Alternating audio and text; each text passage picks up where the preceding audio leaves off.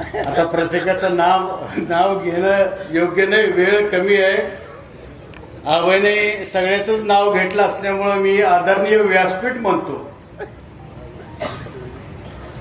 उमेदवार तर म्हणलेलंच आहे, पंकज शेळके.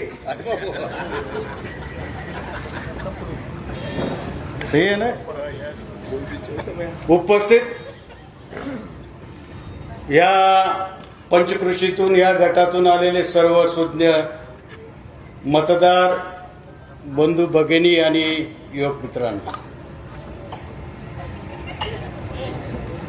विधानसभेला याच व्यासपीठावरती मी या ठिकाणी भाषण केलंय. थोडक्यात हुकलं. मी असं म्हटलं होतं की अमित भैया तुम्ही मुख्यमंत्री व्हा, मी प्रदेशाध्यक्ष होतो. आता वेळ जवळ आलेली आहे. हे मी म्हणत नाही, नियतीचा काळ आहे. तो भाग काळ गेला, वेळ गेला. आता ज्या निवडणुकीसाठी आपण या ठिकाणी सामोरे जात आहोत त्याच्यासाठी आपल्याला विचार करणं आवश्यक आहे. देशाच्या राजकारणाबद्दल, महाराष्ट्राच्या राजकारणाबद्दल किंवा जिल्ह्याच्या राजकारणाबद्दल आबाईने स्पष्ट मनसोक्त त्या ठिकाणी बोलले. त्यांच्या भाषामध्ये माझी सहमती आहे. पण ही जी जीवाभावाची निवडणूक आहे ही सामान्य माणसाच्या चुलीपर्यंत जाणारी निवडणूक असल्यामुळं 9 वर्षानंतर जिल्हा परिषद आणि पंचायत समिती आपल्या समोर येत आहे. ह्याच्यामध्ये आपली सत्ता नव्हती. मागच्या 3.5 वर्षापासून प्रशासकीय काळ होता आणि ह्या सगळ्या 9 वर्षाच्या कालावधीमध्ये आपण पाहिले, आपणच नव्हे महाराष्ट्रानं बघितलंय की बाबा आपले हाल अपेष्टा काय. ह्यांना या सरकारला निवडणुका नको होत्या, परंतु न्यायालयाच्या आदेशाप्रमाणे या निवडणुका त्या ठिकाणी होत आहेत की त्यांनी सक्त आदेश दिले की उद्या या लोकशाहीच्या माध्यमातून ज्या संविधानानं जो अधिकार दिलेला आहे त्या अधिकाराच्या माध्यमातून लोकप्रतिनिधीला तुम्ही सत्ता द्या, लोकप्रतिनिधीच्या हातात कारभार द्या, मग या निवडणुका होत आहेत. दुर्दैवाची गोष्ट आहे, दुर्घटना काल परवा घडली. राज्याचे उपमुख्यमंत्री ह्यांचं अपघाती निधन झालं. आपण सगळ्याच्या याच्यामध्ये आपण श्रद्धांजली त्यांना आपण अर्पण करतोय. म्हणून 5 तारखेच्या ऐवजी 7 तारखेला मतदान त्या ठिकाणी झालेलं आहे. पण आता मी मूळ ह्याच्यासाठी येतोय की बाबा गाव एवढं भारी आहे. नेहमीच आम्ही म्हणतो काय सुभाषराव म्हणतात की बाबा, आता नवीन पिढीला माहिती नसेल, देशात जेवढे पक्ष आहेत तेवढे ह्या गावात पक्ष आहेत. काय शिवाजीराव बरोबर आहे का? तुम्हाला चांगलं 80 वर्षाचा अनुभव आहे, मग तुम्हाला वेगळं बोलायची काही गरज नाही. पण आता कुठंतरी तुम्ही ते आमच्या विचाराचे सहमत आहात म्हणून तुमचा आभार मी या ठिकाणी मानतो. हरकत नाही, कोण कोणाच्या विचाराचा असावं, कोण कोणाचं धोरण त्या ठिकाणी घ्यावं. लोकशाहीमध्ये प्रत्येकाला आपला विचार मांडायचा, आपलं धोरण मांडायचा अधिकार आहे. पण ज्या वेळेस ह्या लोकशाहीच्या माध्यमातून आपण त्या ठिकाणी विचार करत असताना आपल्याला माहिती असलं पाहिजे की कुण्या कारणासाठी ह्या निवडणुका होतात. दर 5 वर्षाला प्रत्येक कामासाठी लोकशाहीच्या माध्यमातून तुम्हाला एका मताचा अधिकार दिलेला आहे. तो अधिकार कसा वापरायचा हे तुम्ही आम्ही ठरवलं पाहिजे. उद्या ग्रामपंचायत आहे, आज पंचायत समिती, जिल्हा परिषद आहे, उद्या विधानसभा आणि परवा लोकसभा आहे. परंतु प्रत्येक गोष्टीला त्या त्या कामासाठी ज्या अधिकाराचा वापर तुम्हाला आम्हाला करायचा असेल तर तुम्हाला आम्हाला विचारपूर्वक विचार करावा लागेल. ग्रामपंचायतला जसं आपण आपल्या गल्लीतला विचार करतो, आपल्या वार्डातला विचार करतो आणि आपण म्हणतो की बाबा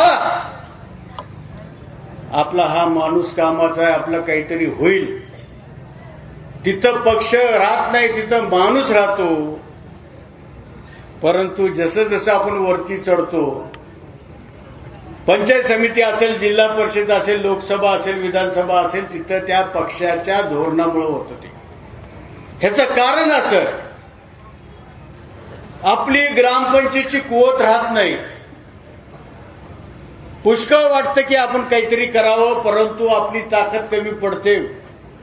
मग त्यावेळेस आपण काय करतो, आपण पंचायत समितीची मदत घेतो, जिल्हा परिषदची मदत घेतो, विधानसभेची किंवा महाराष्ट्र शासनाची मदत घेतो, किंबहुना केंद्र सरकारची मदत घेतो.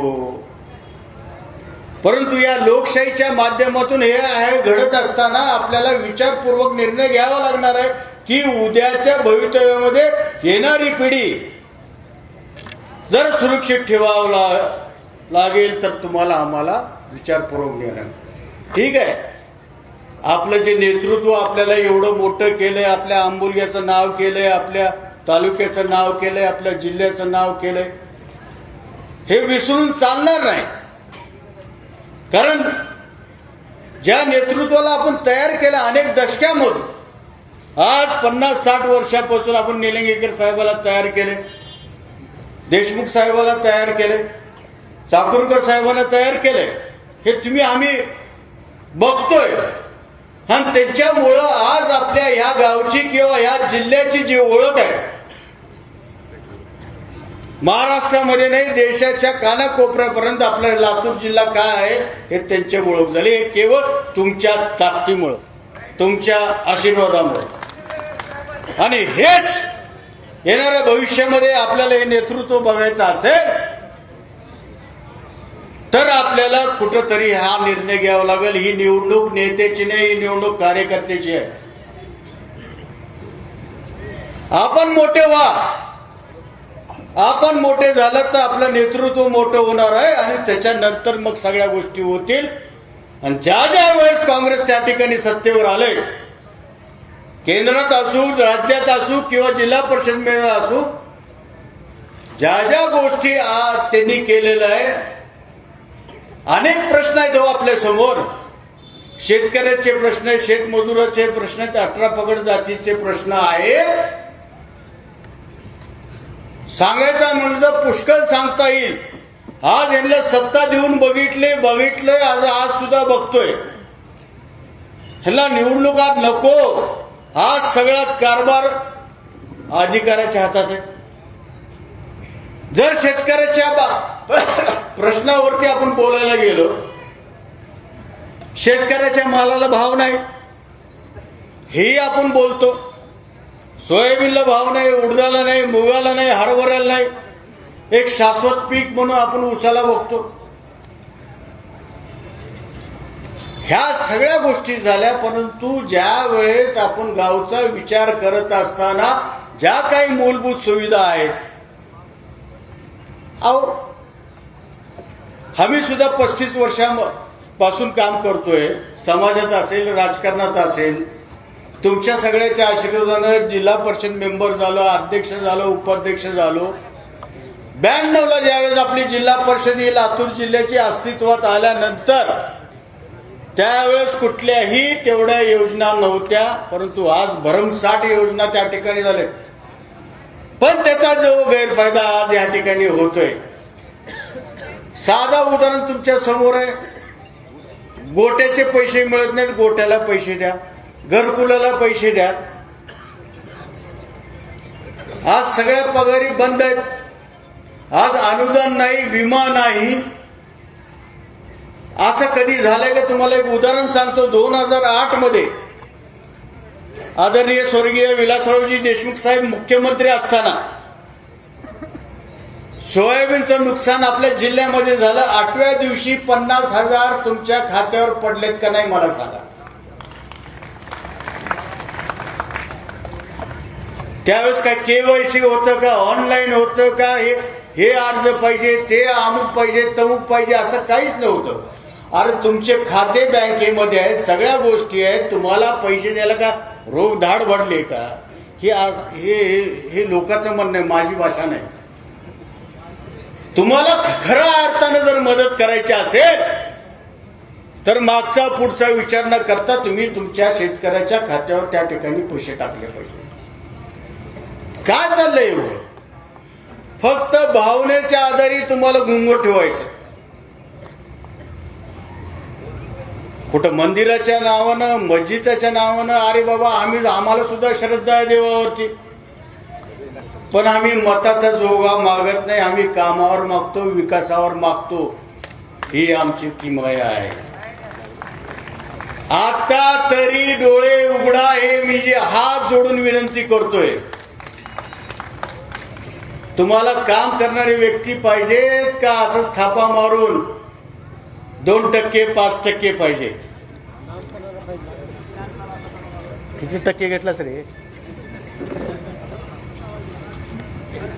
म्हणजे सांगायचं तात्पर्य की बाबा बघा, ही निवडणूक तुमची आहे.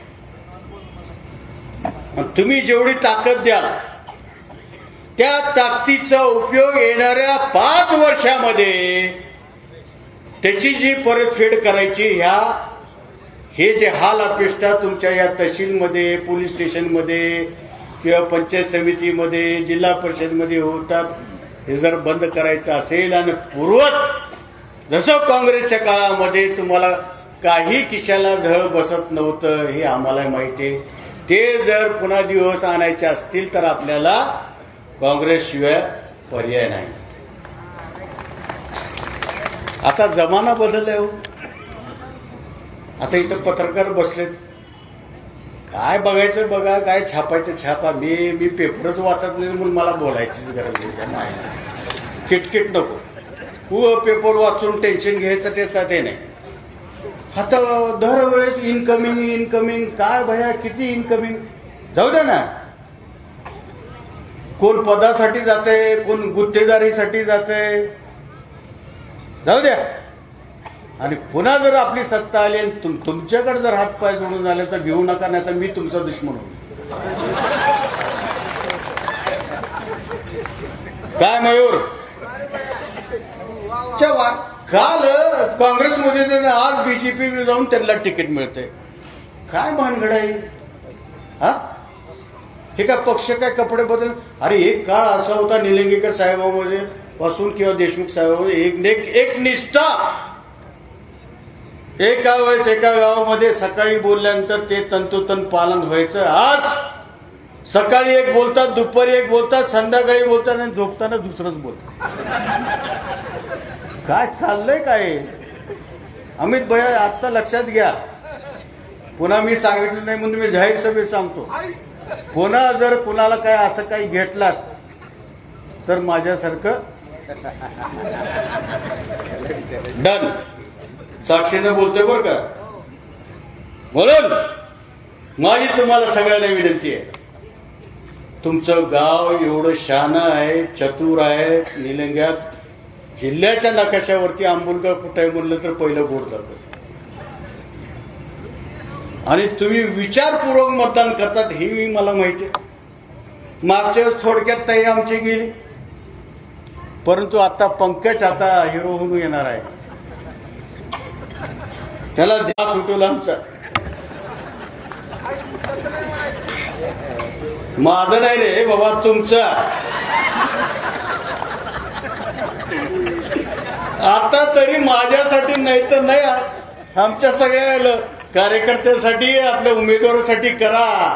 हे तुमच्यासाठी म्हणतोय. माझं काही बिघडत नाही. माझं कोलागाबा जाणारं शेत आहे, मी पाण्याखाली नाही. माझ्याकडे ऊस न फीस 4 कोंबडे आहेत बघा. ती बी आता या इलेक्शन मध्ये जाणार आहेत का मला माहिती.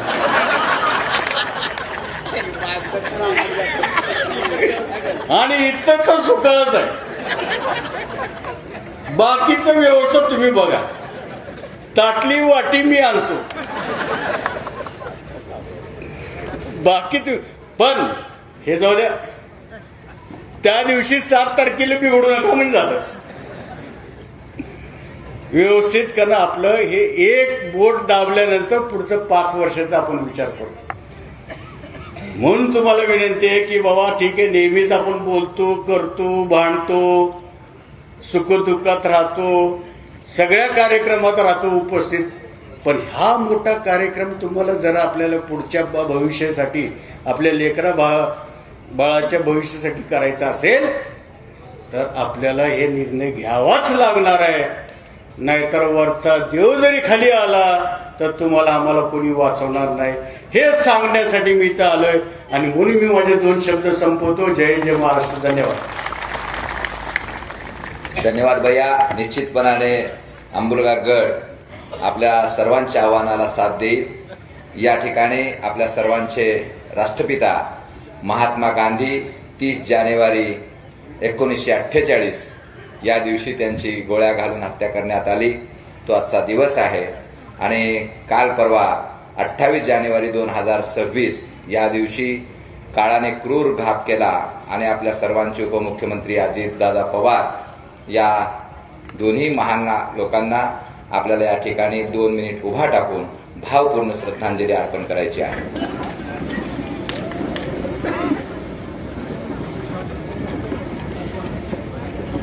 सावधान.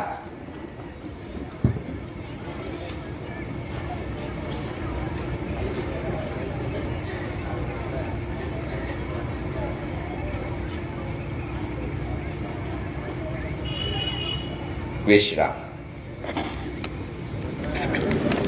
या ठिकाणी भैयासाहेब एक छोटासा पक्षप्रवेश आहे. आमच्या गावातील अत्यंत तडफदार तरुण रवी सोमवंशी यांना विनंती करतोय की ते आज भारतीय राष्ट्रीय काँग्रेसमध्ये पक्षप्रवेश करतायत. आदरणीय भैयासाहेबांना विनंती आहे की त्यांचा या ठिकाणी प्रवेश करायचा आहे. आणि काटेजावळगा गावातील दत्ता लोंटे, अक्षय जाधव, गजानन पारेकर, ऋषिकेश जाधव, श्रीकांत जाधव, दत्ता जाधव, विजय चव्हाण या सर्वांना विनंती आहे आपण वर यायच्या मंचावर लगेच. सिकंदर रेड्डी, अमोल जाधव, संकेत जाधव, भागवत पारेकर, खंडू खोत, बालाजी सोनवणे, ऋषिकेश बिरादार, काटेजोळगा या प्रचंड मोठ्या संख्येने युवा कार्यकर्ते पक्षात प्रवेश करत आहेत. आदरणीय भैयासाहेब मंचावरील सर्व मान्यवरांना विनंती आहे की आपण या सर्व युवा कार्यकर्त्यांचा पक्षप्रवेश या ठिकाणी करायचा आहे स्कार्फ घालून.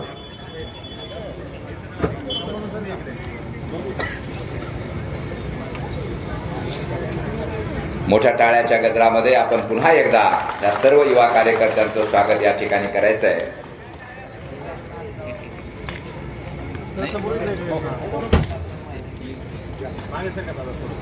या मुलं पुढे या, पुढे या. एक स्कार्फ घातलेली मागे जावा. पोरं पुढे या थोडं. हा, एक जण इकडल्या बाजूला,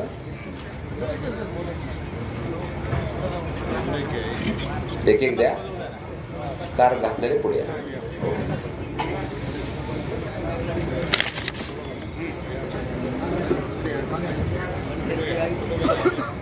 आपल्या सर्वांचे लाडके नेते, ज्यांना ऐकण्यासाठी उभा महाराष्ट्र आतुर आहे आणि ज्यांनी या महाराष्ट्रालाच नव्हे तर तुमच्या माझ्यासाठी ज्या गेल्या अनेक वर्षापासूनची परंपरा काँग्रेसचा जिल्हा म्हणून ओळखला जाणाऱ्या जिल्ह्याला समर्थपणे आपलं नेतृत्व करून प्रत्येक कार्यकर्त्याला संधी देऊन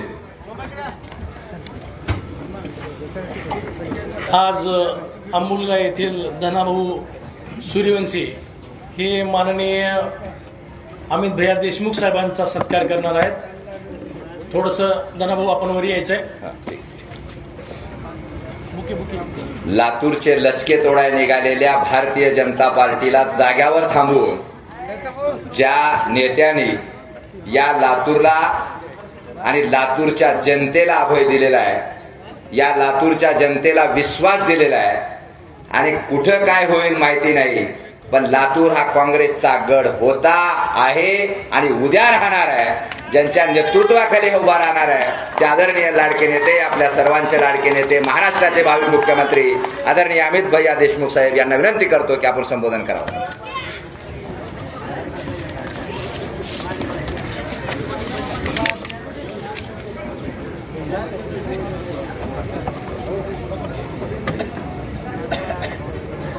लातूर जिल्हा परिषद निलंगा पंचायत समिती सार्वत्रिक निवडणूक 2026 काँग्रेस आघाडीच्या अंबुलगा येथील या विराट जाहीर सभेला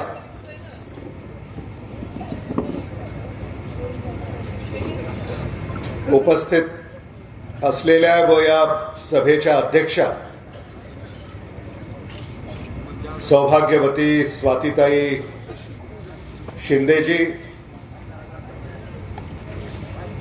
माझे स्नेही महाराष्ट्र प्रदेश काँग्रेस कमिटीचे उपाध्यक्ष अशोकराव पाटील निलंगेकरजी, लातूर जिल्हा काँग्रेस कमिटीचे अध्यक्ष अभय साळुंके, निलंग्याचे माजी नगराध्यक्ष हमीद शेख, निलंगा तालुका काँग्रेस कमिटीचे अध्यक्ष विजयकुमार पाटील, समत पटेल, सुभाषभाऊ शिंदे, डॉक्टर अरविंद भातांब्रे, आदरणीय शिवाजीराव शिंदेजी, गोमसाळे महेश देशमुख, चक्रधर शेळके, जगदीश सगर, महावीर काकडे, मयूर तेलंग, अजगर अन्सारी, अजित नाईकवाडे आलेत का पुढे? अच्छा, अजित नाईकवाडे, सौभाग्यवती राखी ताई शेळके, अभय शर्मा, दत्ता पाटील, दिलीप ढोबळे,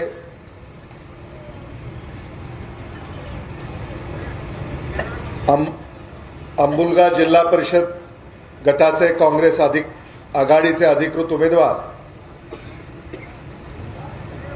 पंकज शेळके,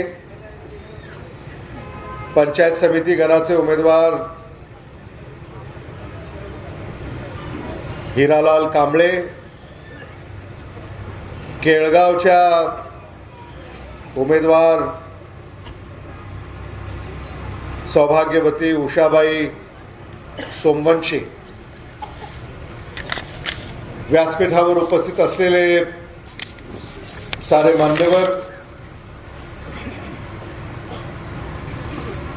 अंबुलगा पंचकृषी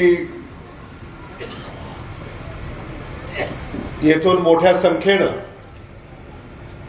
उपस्थित असलेले मतदार बंधू भगिनी, पत्रकार, तरुण मित्रांनो,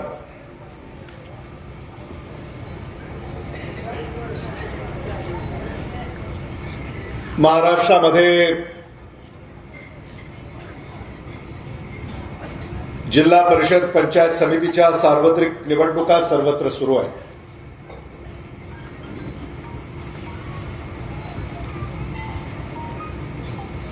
अंबुलगा येथे आज आपण या निवडणुकीची चर्चा करण्यासाठी सारे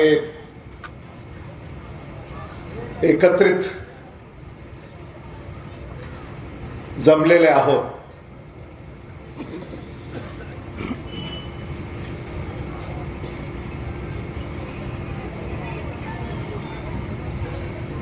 राष्ट्रपिता महात्मा गांधी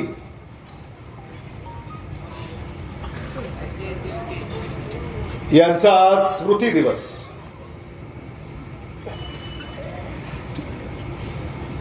मी आदरणीय शिवाजी शिंदे यांची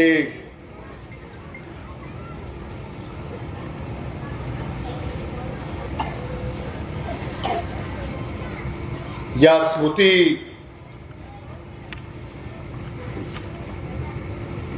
दिवसाची त्यांनी आपल्याला आठवण करून दिली, याबद्दल खरंच मी त्यांचे मनापासून या ठिकाणी आभार व्यक्त करतो.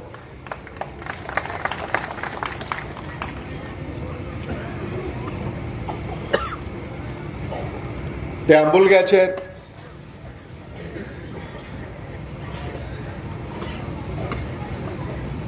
अशोकराव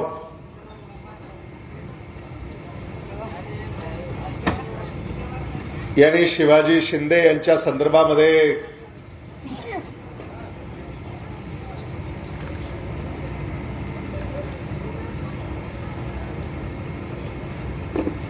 त्यांची वैशिष्ट्ये मला सांगितली.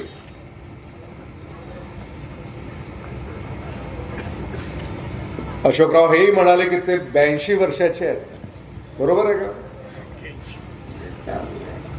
फार 81 म्हणजे 82 व चालू आहे का 81 व चालू आहे? 81 व चालू, 81. पण मी त्यांना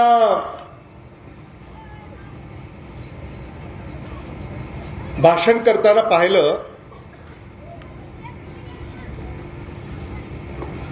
आणि त्यांच्यामध्ये मला 81 वर्षाचा तरुण दिसला.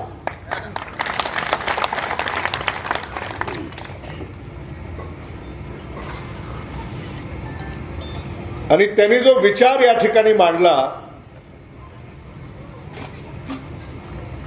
आणि अगदी तळमळीनं तो का मांडला